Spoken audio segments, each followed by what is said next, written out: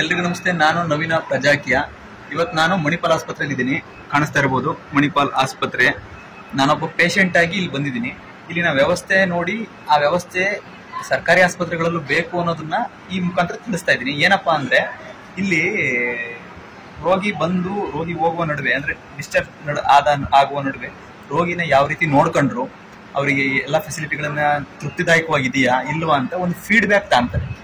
ಅಂದ್ರೆ ನಮ್ಮ ಸರ್ಕಾರಿ ಆಸ್ಪತ್ರೆಗಳಲ್ಲಿ ಯಾವ ರೀತಿ ವ್ಯವಸ್ಥೆ ಇದೆ ಅಂದ್ರೆ ಫೀಡ್ಬ್ಯಾಕ್ ಇರ್ಲಿ, ರೋಗಿಗಳನ್ನ ನೋಡ್ಕೊಳ್ಳೋಂಥ ಸ್ಥಿತಿನೂ ಕೂಡ ಸರಿಯಾಗಿಲ್ಲ.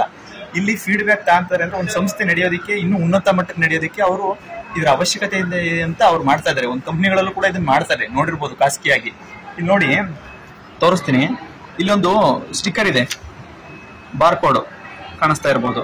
ಈ ಬಾರ್ಕೋಡು ಒಂದಿಷ್ಟು ಬಾರ್ಕೋಡ್ಗಳನ್ನ ಪ್ರಿಂಟ್ ಮಾಡಿ ಆಲ್ರೆಡಿ ಇಟ್ಕೊಂಡಿರ್ತಾರೆ. ನಮ್ಮ ಮೆಡಿಸಿನ್ಗೆ, ನಮ್ಮ ವಿಭಾಗಗಳಿಗೆ ಏನಾದ್ರು ಬೇಕಾದಾಗ ಇದನ್ನ ಅಂಟಿಸ್ತಾರೆ. ಈಗ ನಾನು ಈ ಯಾಕೆ ಹೇಳ್ತಾ ಇದೀನಿ ಅಂದ್ರೆ ಇಲ್ಲಿ ಎಲ್ಲ ಯಾವ ತರ ಸಿಸ್ಟಮ್ಯಾಟಿಕ್ ಇದೆ ಅಂದ್ರೆ ಪೈಪಲ್ಲಿ ಮೆಡಿಸಿನ್ಗಳು ಪೈಪಲ್ಲೇ ಬರ್ತವೆ ವಾರ್ಡಿಗೆ ಡೈರೆಕ್ಟ್ ಆಗಿ. ಹೌದಲ್ವ ಸರ್? ಮತ್ತೆ ಮೆಡಿಸಿನ್ಗಳು ನಮ್ದು ಏನಾದ್ರು ಉಳಿದಿದ್ರೆ ಮತ್ತೆ ಅದನ್ನ ಈಗ ಡಿಸ್ಚಾರ್ಜ್ ಸಮಯದಲ್ಲಿ ಎಲ್ಲ ಅದನ್ನ ಕ್ಲೋಸ್ ಮಾಡಿ ಮತ್ತೆ ಅದ್ರ ಅಮೌಂಟ್ ರೀಫಂಡ್ ಮಾಡೋವಂಥದ್ದು. ಮತ್ತೆ ನಮ್ಮ ಈಗ ನಾನು ಡಿಸ್ಚಾರ್ಜ್ ಆದ್ಮೇಲೆ ನನ್ನ ಎಲ್ಲ ಡೀಟೇಲ್ಸ್ ನಾನು ಏನೇನು ನಾನು ದುಡ್ಡು ಕಟ್ಟಿದ್ದೀನಿ ಅನ್ನೋದನ್ನು ಕೂಡ ತೆಗೆದು ನೋಡ್ಬೋದು. ಪಾರದರ್ಶಕ ಆಡಳಿತ ನೀಡ್ತಾ ಇದ್ದಾರೆ. ಅಂದ್ರೆ ಮಣಿಪಾಲಲ್ಲಿ ವ್ಯವಸ್ಥೆ ಚೆನ್ನಾಗಿದೆ ಅಂತ ನಾನು ಮಣಿಪಾಲ್ನ ಏನೋ ಪ್ರಮೋಟ್ ಮಾಡಬೇಕು ಅನ್ನೋ ರೀತಿ ಈ ವಿಡಿಯೋ ಮಾಡ್ತಾ ಇಲ್ಲ. ಇಲ್ಲಿರೋ ವ್ಯವಸ್ಥೆ ಇನ್ನೊಂದ್ ಕಡೆ ಸಿಗ್ಲಿ ಅಂತ ಕೇಳ್ತಾ ಇದ್ದೀನಿ. ಅದು ಮಣಿಪಾಲಲ್ಲಿ ಇದೆ, ಇನ್ನೊಂದ್ ಕಡೆನೂ ಇದೆ ಅಂದ್ರೆ ಖುಷಿ ವಿಚಾರ. ಆದ್ರೆ ನಮ್ಮ ಸರ್ಕಾರಿ ಆಸ್ಪತ್ರೆಯಲ್ಲಿ ಇಲ್ಲ ಅನ್ನೋದು ದುಃಖದ ವಿಚಾರ. ಈಗ ನೋಡಿ, ನನಗೆ ಫೀಡ್ಬ್ಯಾಕ್ ಕೇಳಿದ್ರು, ವಾರ್ಡ್ ನಲ್ಲಿ ನೀವು ದಾಖಲಾಗುವ ವಾರ್ಡ್ ನರ್ಸ್ ಯಾವ ರೀತಿ ಇದ್ರು, ಸೌಜನ್ಯವಾಗಿ ಇದ್ರ, ನಮ್ಮೆಲ್ಲಾ ಪ್ರಶ್ನೆಗಳಿಗೆ ಉತ್ತರಿಸಿರ, ಸುಲಭವಾಗಿ ಅರ್ಥವಾಗೋ ರೀತಿ ಹೇಳಿದ್ರ, ಈ ರೀತಿ ಎಲ್ಲ ಕೇಳಿದ್ರು. ಒಂದಿಷ್ಟು ಸಲಹೆಗಳಿದ್ವು, ಅದನ್ನ ಕೊಟ್ಟಿದ್ದೀನಿ. ಹೌದು, ಇಲ್ಲಿನ ಹಾಸ್ಪಿಟಲ್ ಅಲ್ಲಿ ತುಂಬಾ ಚೆನ್ನಾಗಿ ನಡೀತಾ ಇರೋದಕ್ಕೆ ಕಾರಣ ಇಲ್ಲಿನ ನರ್ಸ್ಗಳು, ಸಿಬ್ಬಂದಿ ವರ್ಗ, ಅದು ಡಿ ದರ್ಜೆಯಿಂದ ಹಿಡಿದು ಡಾಕ್ಟರ್ ವರೆಗೆ, ಆ ಡಿ ದರ್ಜೆಯಿಂದ ಹಿಡಿದು ಡಾಕ್ಟರ್ ವರೆಗೆ ಅಲ್ಲಿ ನರ್ಸ್ಗಳಿದ್ದಾರೆ ಅಥವಾ ಡಿ ದರ್ಜೆ ಶ್ರಮಿಕ ವರ್ಗ ಏನಿದೆಯಲ್ಲ ಅವ್ರಿಗೆ ನಿಜವಾಗಿ ಕೂಡ ಒಂದು ಒಳ್ಳೆ ಸ್ಯಾಲ್ರಿ ಕೊಡಬೇಕು. ಅವ್ರು ನಮ್ಮ ಕುಟುಂಬ ಅಂತ ಹೇಳಿ ಬಂದು ನೋಡ್ತಾ ಇರ್ತಾರೆ. ಅವ್ರ ಕುಟುಂಬಗಳಲ್ಲಿ ಬಿಟ್ಟು ಬಂದು ಇಲ್ಲಿ ನಮ್ಮ ಕುಟುಂಬದ ಸದಸ್ಯರ ರೀತಿ ಮುಟ್ತಾರೆ, ನೋಡ್ತಾರೆ ಅಂದಾಗ ಅವ್ರಿಗೆ ಒಳ್ಳೆ ರೀತಿಯ ಸ್ಯಾಲ್ರಿ ಕೊಡಿ. ಅವರ ಒಳ್ಳೆ ರೀತಿ ಸ್ಯಾಲ್ರಿ ಕೊಟ್ಟಾಗ ಅವ್ರ ಮನೆ ಟೆನ್ಷನ್ ಒಂದಿಷ್ಟು ಕಡಿಮೆ ಆಗ್ಬೋದು. ಮತ್ತೆ ಅವರ ಕುಟುಂಬದ 4 ಜನನೋ 5 ಜನನೋ ಸದಸ್ಯರುಗಳಿಗೆ ಈ ಆಸ್ಪತ್ರೆಯಿಂದನೇ ಎಲ್ಲಾ ಫೆಸಿಲಿಟಿಗಳನ್ನ ಅವರ ಅನಾರೋಗ್ಯ ಸಮಯಕ್ಕೆ ಕೊಡಿ. ಏನ್ ಸರ್, ನಿಮಗೆ ಅನ್ಸುತ್ತಲ್ವಾ?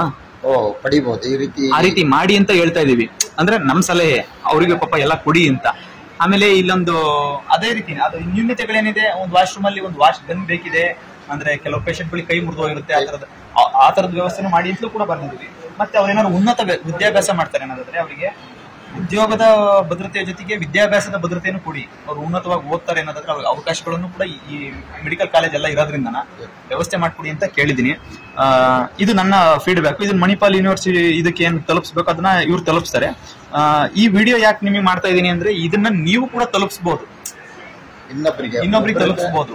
ಮಣಿಪಾಲಲ್ಲಿ ಎಲ್ಲಾ ಸೌಲಭ್ಯಗಳು ಇದಾವೆ ಅಂತ ಅಂದಾಗ ಒಬ್ಬ ಪೇಷಂಟ್ ಬರೋದಕ್ಕೆ ಅನುಕೂಲ ಆಗುತ್ತೆ ಅಂತ ನಾನು ಈ ವಿಡಿಯೋ ಮಾಡ್ತಾ ಇರೋದು. ನೀವು ಇನ್ಕಮ್ ಬರ್ಲಿ ಅಂತ ಮಾಡ್ತಾ ಇಲ್ಲ ಅಥವಾ ಇನ್ನೇನೋ ಆಗ್ಲಿ ಅಂತ ಮಾಡ್ತಾ ಇಲ್ಲ. ಎಷ್ಟೋ ಜನ ಬೇರೆ ಬೇರೆ ಆಸ್ಪತ್ರೆಗಳಿಗೆ ಹೋಗಿ ಬಂದಿರೋದು ಇಲ್ಲೆಲ್ಲ ಇದಾರೆ.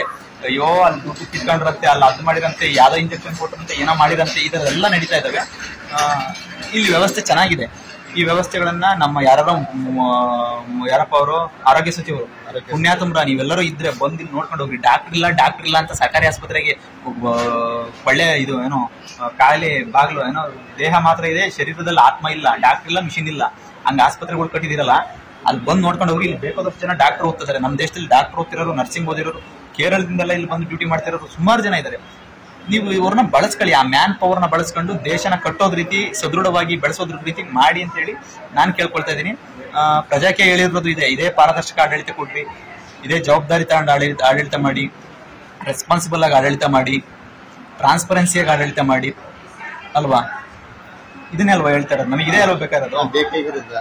ಒಳ್ಳೆ ಸ್ಪೆಸಿಲಿಟಿ, ಒಳ್ಳೆ ಒಂದು ಇರ್ತಕ್ಕಂಥ ಒಂದು ರೋಗಿಗೆ ಬಂದಿರತಕ್ಕಂಥ ಒಂದು ತಮ್ಮ ಕಷ್ಟ ನೋವುಗಳನ್ನು ಹಂಚಿಕೊಂಡು ಸ್ಪಂದನೆ ಮಾಡಿದಾಗ ದೀರ್ಘವಾಗಿರ್ತಕ್ಕಂಥ ಅವನ ಕಾಯಿಲೆಗಳು ಸಲೀಸವಾಗಿ ಅವರು ಇರ್ತಕ್ಕಂಥ ಮಾತಾಡ್ತಕ್ಕಂಥ ಶೈಲಿ ಮತ್ತು ಇತರ ಏನೇ ಇರಬಹುದು, ಅವ್ರು ಕೊಡ್ತಕ್ಕಂಥ ಮೆಡಿಸಿನಿಂದ ಮಾತಾಡ್ತಕ್ಕಂಥ ಅವರು ಇದರಿಂದ ಇಮಿಡಿಯೇಟ್ಲಿ ಇಲ್ಲಿ ಇರ್ತಕ್ಕಂಥದ್ದು ಬಂದಿರತಕ್ಕಂಥ ಡಾಕ್ಟರ್, ನರ್ಸ್ ಇರ್ಬೋದು, ಪ್ರತಿಯೊಬ್ಬರು ಇಲ್ಲಿ ವರ್ಕರ್ಸರು ತಮ್ಮ ಮಾತಿನಿಂದ ಶೈಲಿನ ಅರ್ಧ ಮೆಡಿಸಿನ್ಗಿಂತ ಮಾತಾಡ್ತಕ್ಕಂಥ ಶೈಲಿನ ಅರ್ಧದ ಗುಣಮುಖರಾಗುವ ಇಲ್ಲಿ ಪೇಷಂಟ್ಸ್ಗಳು ಬಹಳ ಇದೆ.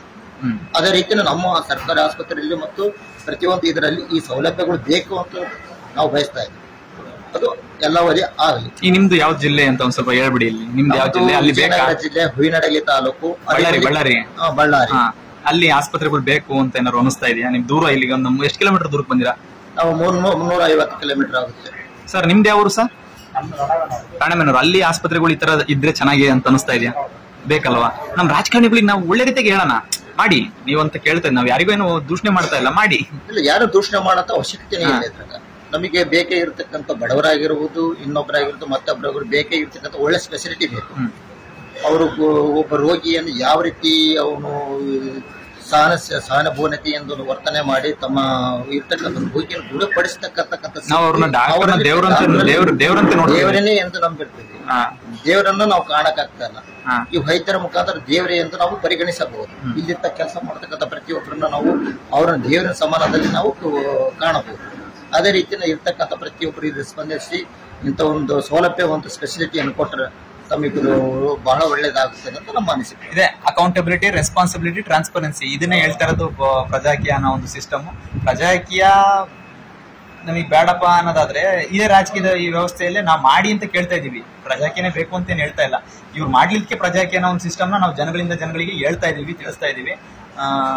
ಈ ನಿಟ್ಟಿನಲ್ಲಿ ಆಲ್ಮೋಸ್ಟ್ ಎಲ್ಲಾ ವಿಷಯಗಳನ್ನು ಹೇಳಿದೀನಿ ಅಂತ ತಿಳ್ಕೊಂತೀನಿ. ವಿಡಿಯೋ ಲಾಂಗ್ ಆಗುತ್ತೆ ಅನ್ನೋ ಕಾರಣಕ್ಕೆ ನನ್ನ ರಿಪ್ಲೈನ ನಾನು ಕೊಡ್ತಾ ಇದ್ದೀನಿ. ಇದೇ ರೀತಿ ಬಂದಂತ ಆಸ್ಪತ್ರೆಗೆ ಬಂದಂತವ್ರು ತಮಗೆ ಏನ್ ಬೇಕು ಅದನ್ನ ನೀವು ಕೊಡಿ. ಮತ್ತೆ ಆದಷ್ಟು ನಮ್ಮ MLA MP ಗಳು ಅಥವಾ ನಮ್ಮ ಗ್ರಾಮ ಪಂಚಾಯತಿ ಸದಸ್ಯನಿಂದ ಹಿಡಿದು ನಮ್ಗೆ ಏನ್ ಬೇಕು ಅದನ್ನ ಹೇಳಂತ ಈ ಪ್ರಜಾಪ್ರಭುತ್ವದ ಮೂಲ ಆಶಯನೇ ಪ್ರಜೆಗಳೇ ಪ್ರಭುಗಳಾಗಂಥದ್ದು. ಪ್ರಜೆನೇ ಎಲ್ಲದನ್ನು ಕೂಡ ಕೇಳಿ ಪಡೆಯುವಂತ ಮಟ್ಟಕ್ಕೆ ಹೋದ್ರೆ ಈ ತರ ಏನೋ ಹಗರಣಗಳು, ತೊಂದರೆಗಳು ಮತ್ತೊಂದು ಆಗಲ್ಲ. ನಾವು ಇನ್ವಾಲ್ವ್ ಆಗೋಣ, ಎಲೆಕ್ಷನ್ ಟೈಮಲ್ಲೂ ಇನ್ವಾಲ್ವ್ ಆಗೋಣ. ರಾಜಕೀಯ ಅಂದ್ರೆ ಹೊಲ್ಸು ಅಂತೇಳಿ ಬಿಡೋದು.